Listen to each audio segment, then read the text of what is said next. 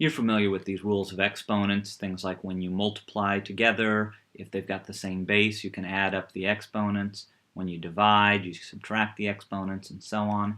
Since the logarithm function is the inverse function of the exponential function, then for each of these rules of exponents, there should be some sort of matching rule that applies to logarithms.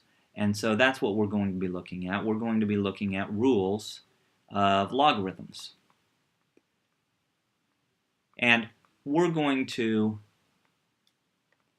pay attention primarily to 4 rules of exponents and come up with a matching rule for a logarithm.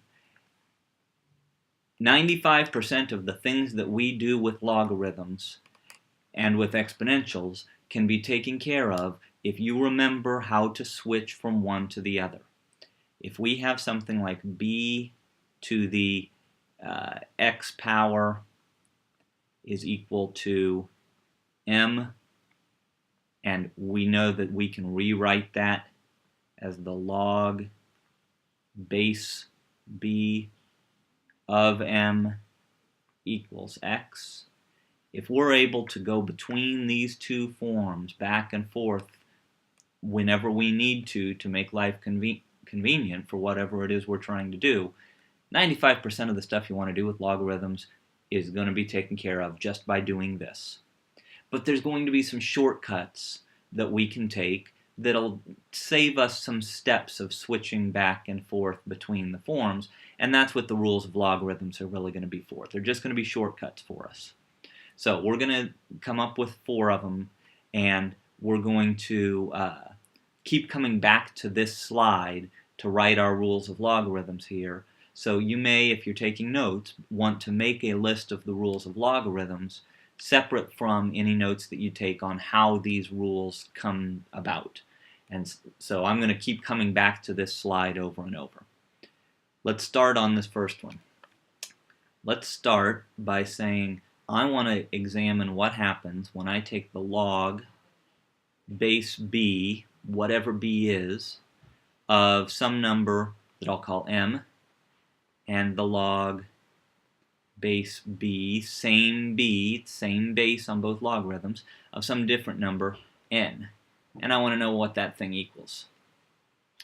Well, so I'm going to, in order to examine this, I'm going to invent some new variables to introduce here. They're just placeholder variables that don't actually mean anything.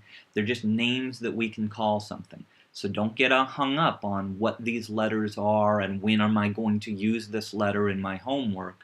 These letters are placeholders that we are using just to give a name to the pieces of the expression that we're working with. So I'm going to take the log base b of m. I'm going to say I don't know what that is, but I'm choosing to call it x. And likewise, the log base b of n, I don't know what that's equal to either, but I'm choosing to call it y. Well, then each of these things in red here can be rewritten as an exponential.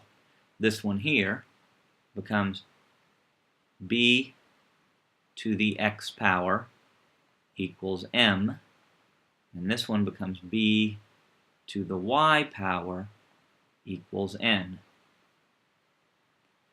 Now, just to see what happens, let's look at what happens if we multiply these two things together.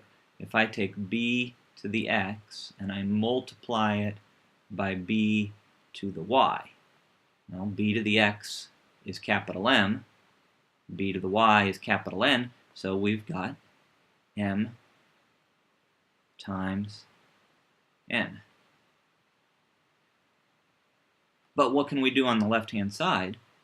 This is our first rule of exponents. I'm multiplying together and I've got the same base, so I can rewrite that as b to the, and add up the exponents, x plus y.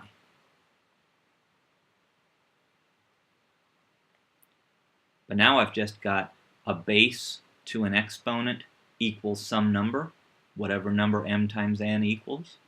then we should be able to rewrite that as a logarithm. The log base b of this number that is m times n is equal to x plus y. Now let's take a second to remember what x was and what y was. X was the log base b of m, and y was the log base b of n. So x plus y is this right here. This thing is x plus y, and we just found out that it's equal to the log base b of m times n. The log base b of m times n. If we're taking the logarithm of two things multiplied together, it's exactly the same as taking the logarithm of each of them separately and adding them up. It's our first rule of logarithms. We're going to come back to this slide and write it down. First rule: the log base b of m times n is equal to the log base b of m plus the log base b of n. It does not matter what b is. It does not matter what m or n is. Let's see this rule in action here. Say we took the log of 6. I'm using the common log, the log base 10. Well, it's that number, whatever that number is. Okay? What if I take the log of 2 and I add it to the log of 3? 2 times 3 equals 6. So this first one is this left-hand side of the equation where m is 2 and n is 3, and this bottom one is the right-hand side of the equation where m is 2 and n is 3. In all three logs, it's base 10, and we get the exact same number. Didn't matter if we used log base 10 or not. If we use log base e, the log base e of 6 is a different number.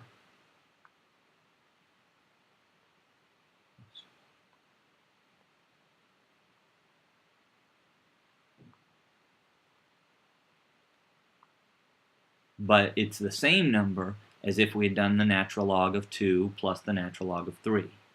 So anytime we see two things multiplied together, we can do the logarithm of the two things separately and add them up. And vice versa. If we see two logarithms added together with the same base, we can rewrite it as a single logarithm that has multiplication of the two arguments of the logarithms. We've got 3 more rules to go. They're going to go a little faster now that we've seen this first one. We're going to leave that for the next video.